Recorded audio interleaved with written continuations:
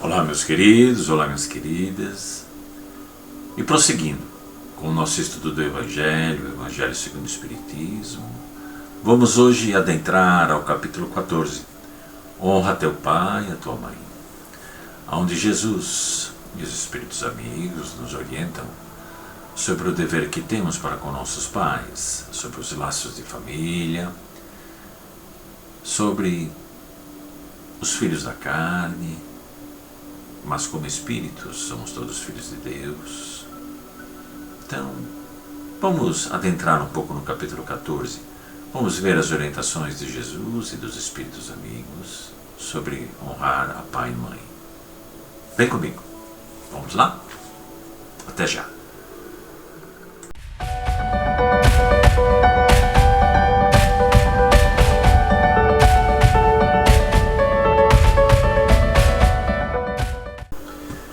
E no capítulo 14, Honra teu pai e tua mãe, começamos com as seguintes falas de Jesus.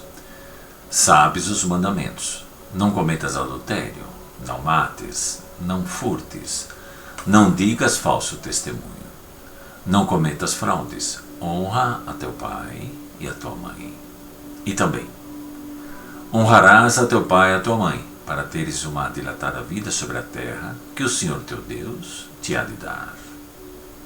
E aí começamos com o item piedade filial, aonde nos diz: o mandamento honra teu pai e tua mãe é uma consequência da lei geral de caridade e do amor ao próximo, porque não se pode amar ao próximo sem amar aos pais. Mas o imperativo honra implica um dever a mais para com eles, o da piedade filial. Deus quis demonstrar assim que ao amor é necessário juntar o respeito, a estima, a obediência e a condescendência, o que implica a obrigação de cumprir para com eles, de maneira ainda mais rigorosa, tudo o que a caridade determina em relação ao próximo. Esse dever se estende naturalmente às pessoas que se encontram no lugar dos pais, e cujo mérito é tanto maior quanto o devotamento é para elas menos obrigatório. Honra teu pai e a mãe não é somente respeitá-los, mas também assisti-los nas suas necessidades, proporcionando-lhes o repouso na velhice, cercá-los de solicitude, como eles fizeram por nós na infância.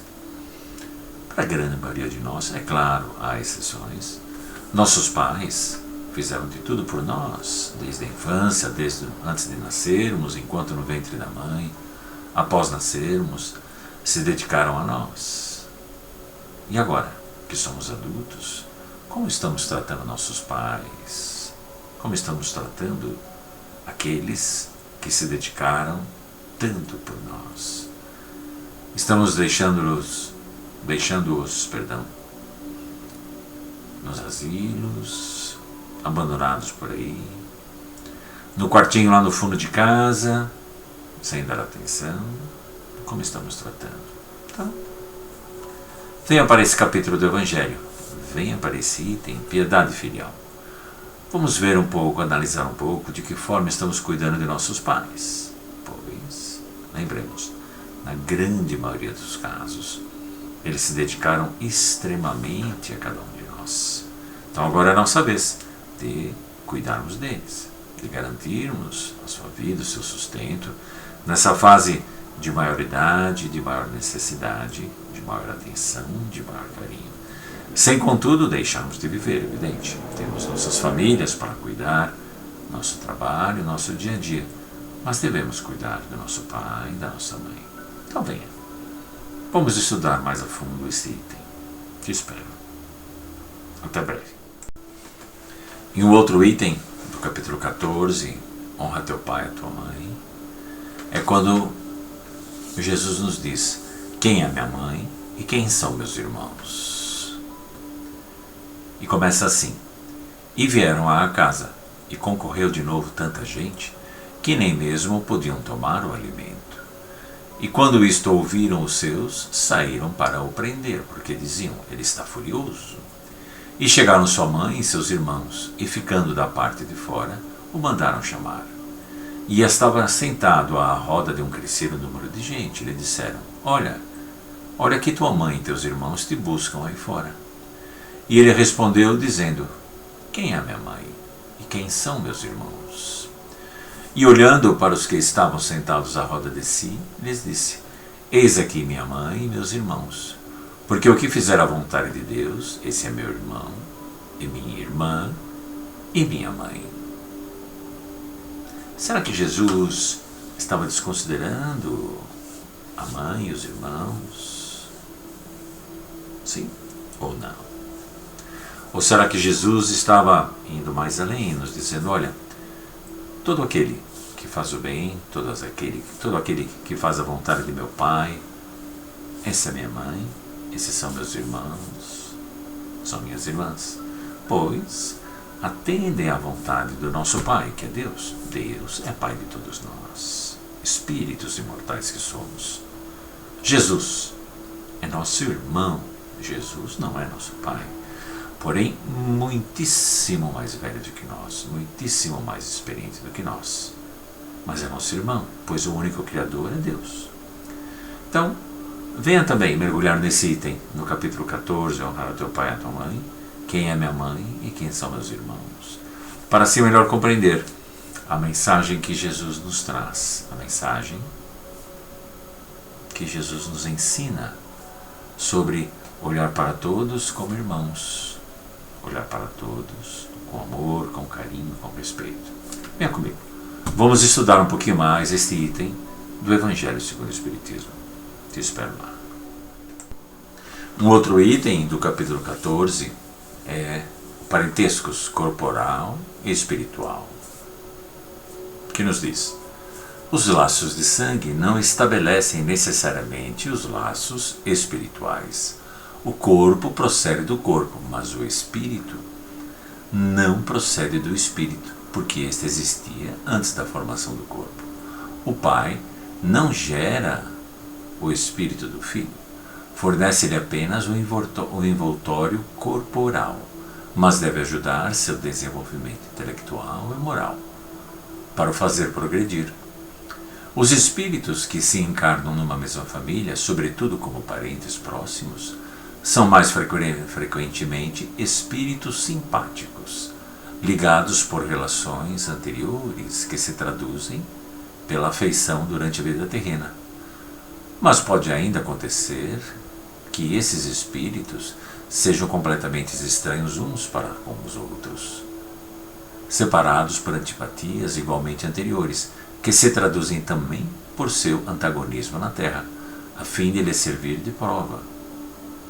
Os verdadeiros laços de família não são, portanto, os da consanguinidade, mas os da simpatia e da comunhão de pensamentos que unem os espíritos antes, durante e após a encarnação.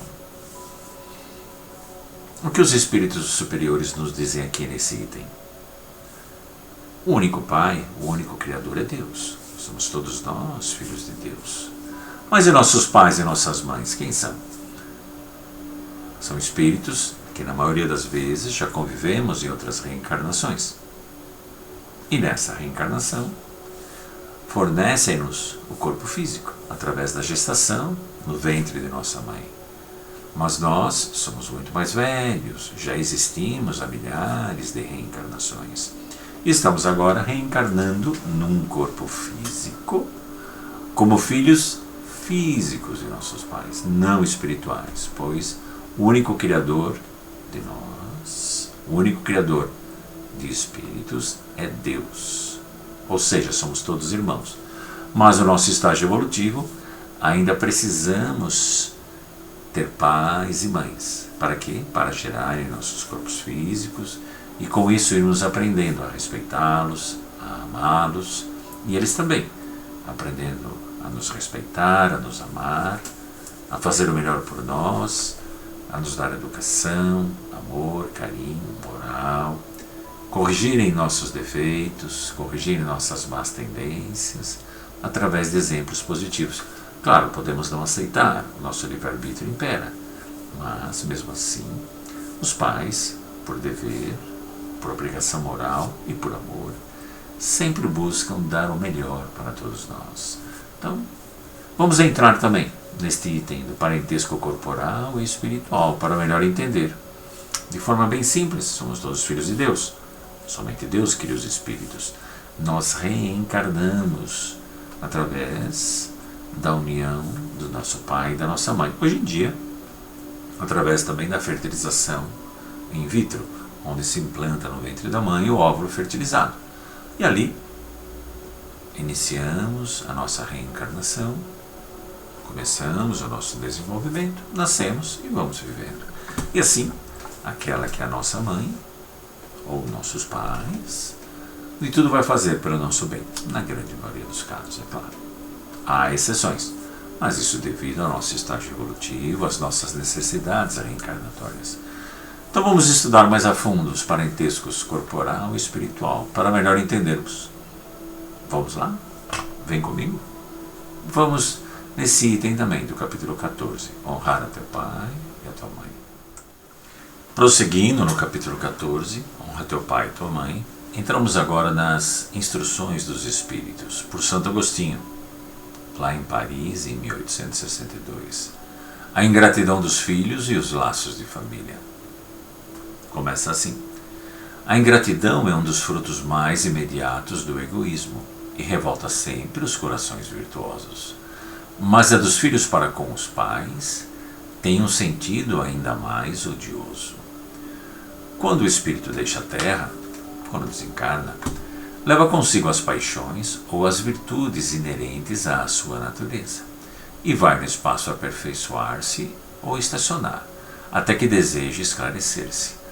Alguns, portanto, levam consigo ódios violentos e desejos de vingança. A alguns deles, porém, mais adiantados, é permitido entrever algo da verdade. Reconhecem os funestos efeitos de suas paixões e tomam então boas resoluções. Compreendem que, para se dirigirem a Deus, só existe uma senha, a caridade.